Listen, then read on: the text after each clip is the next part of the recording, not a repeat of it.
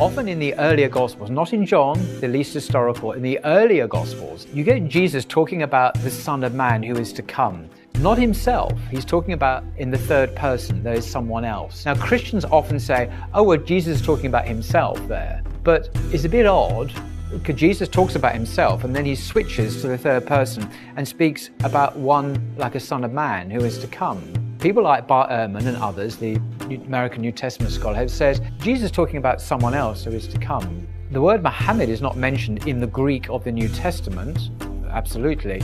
And because these Gospels have been corrupted and changed, but we can still see strong hints that Jesus was speaking about someone else, and that was historical. And even in John, actually, chapter 14 and so on, we see hint of someone else also being spoken of, other than Jesus who was to come. So the fingerprints are there, even in the Gospels we have now. Allah says in the Quran that He sent Him to take people out of darkness into light. And the interesting thing is this, is the Bible says the same thing. It says that there will be a messenger who will go to the Arabs, and he will tell them Old not Testament? to worship idols. Yes, and he will tell them not to worship idols. So exactly what Prophet Muhammad did. It says that he's going to come to the Gentiles, the non-Jews. So it cannot be Jesus. So he's talking about someone who's going to come to the non-Jews, the Gentiles. He's going to bring a new law, a new Torah. Jesus didn't bring a new law. No. While Prophet Muhammad brought a new law. And it says that he's going to go to the children of Kedar, which is the Arabs. And then it says that he's going to go to people who worship idols and he's going to defeat them. Look, it is given the life of Prophet Muhammad by the scripture. So even if you read the Bible, there are some remnants of truth there. Look, if you look at the life of Prophet Muhammad, you cannot have anything except to accept that he's a prophet of God. Yeah. Not only that, but also the Prophet Muhammad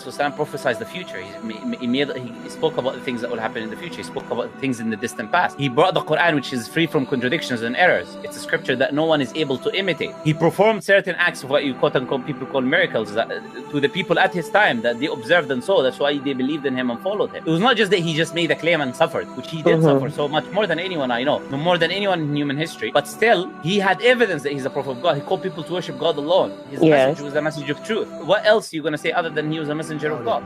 The words that were in Deuteronomy 18:18, where in the book of Deuteronomy it says the prophet's going to come who's going to be like you, like Moses, who's going to not going to say anything of himself. He's going to say what he's given to say.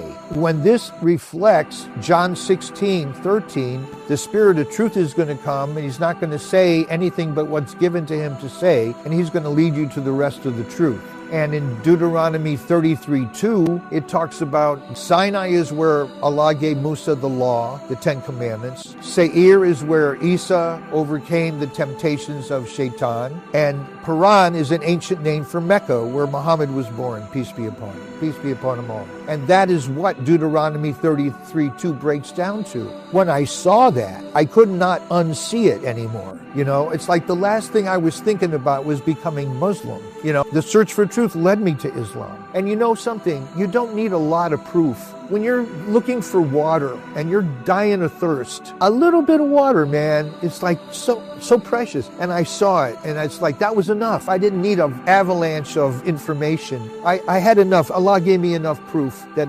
satisfied me. You know, when we talk about great historical figures on British television and Western literature, you know, they go from, you know, Plato and Caesar, Julius Caesar, and they'll talk about Alexander the Great, and then they'll jump to Napoleon, Bonaparte, and all.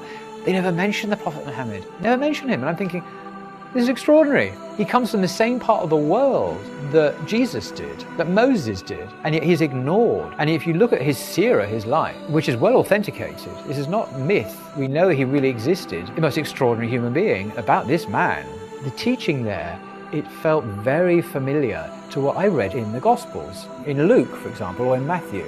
There's a lot of true stuff in the Gospels still. So when I saw the teaching of Muhammad, peace be upon him, I recognized the hallmarks of an authentic spiritual teacher. I saw the connection between Jesus and Muhammad.